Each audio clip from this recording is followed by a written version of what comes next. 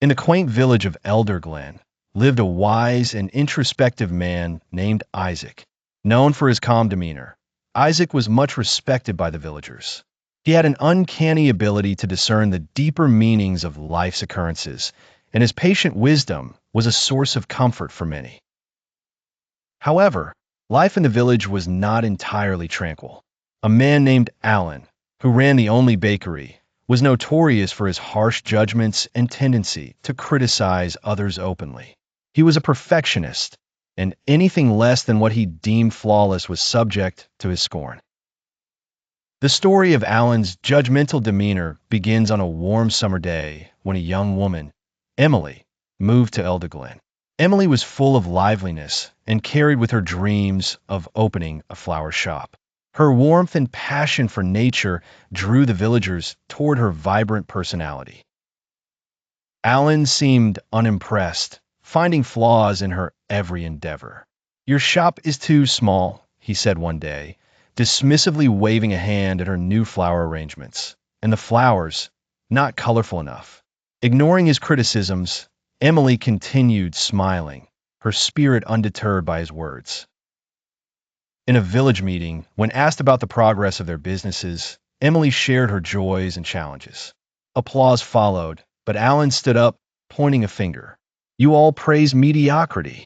As you judge, you will be judged," he declared, smugly asserting his superiority over others. The room fell silent, and Isaac, who had been observing quietly, spoke softly. "Hide it on the shelves of your negligence for the coming days, and time will tell you about it." While many pondered Isaac's words, Alan dismissed them without understanding. As days turned into weeks, Emily's flower shop blossomed into a refuge for the villagers, who loved spending their afternoons surrounded by her blooms. Meanwhile, Alan's bakery began to suffer. His criticism had only fostered discontent among his customers and employees alike. People were weary of his inability to appreciate effort and potential over imperfect appearances. Even the once long lines for his artisanal bread grew shorter. Alan, proud of his skills, was blindsided by the quiet rebellion against his harshness.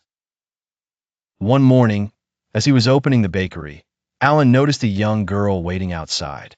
She was holding a small, withered flower. "It's the last one from my sister's shop," the girl said shyly. "Could you bake something nice with this?" Intrigued and slightly humbled, Alan took the flower. Allowing himself to see something other than flaws, Alan experimented with the petals, baking until he created a kind of floral bread that was unlike anything before. As the day unfolded, the word spread about Alan's floral creation, and people flocked to try it. To his surprise, their reactions were positive. "It's delicious," they exclaimed. But there was something more than just taste driving their excitement. Alan had finally embraced a change and allowed creativity beyond his narrow judgment. Isaac, watching from afar, saw this shift and smiled to himself, knowing his words were coming to light. That evening, Alan took a stroll and ended up at Emily's flower shop. They talked well after sunset, Alan admitting his errors and the wisdom he found in Isaac's words. Emily listened kindly, echoing her understanding and warmth. "Sometimes," she said, "we just need to open our hearts. Like the flowers, they bloom when the time is right." Alan's transformation marked a new beginning for his relationship with the villagers.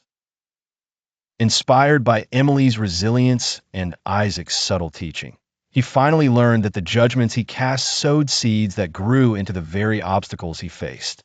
Moving forward, Alan became less critical, engaging with compassion rather than critique. The lesson was clear. As you judge, you will be judged. Hide it on the shelves of your negligence for the coming days, and time will tell you about it. His humble change brought peacefulness to Elderglen, forever altering the narrative of judgment in their small world.